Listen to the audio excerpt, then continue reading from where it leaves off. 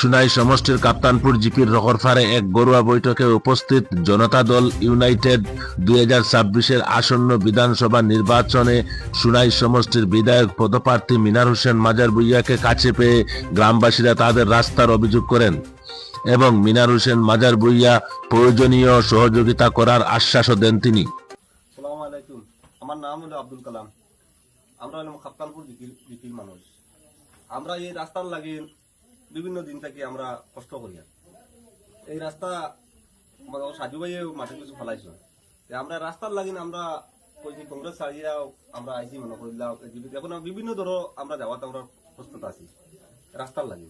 রাস্তা আমরা যাই না, আমরা রাস্তা করে দিবে আমরা তা নয়। মোটামুটি 300 বুট আছে, আমরা 300 বুট আমরা সম্পূর্ণ বুট দিই।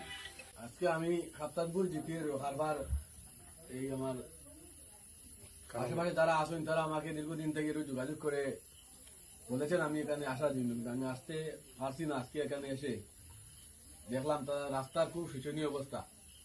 মানে এখন পর্যন্ত রাস্তাটা দেখলে অনেক দুঃখ লাগে যে কোনো গাড়ি গুড়ি নিয়ে এখানে আসার মতো কোনো অবস্থা নাই। এই আজকে আমরা তারা দাবি রাখছেন এই রাস্তার অভিযোগ।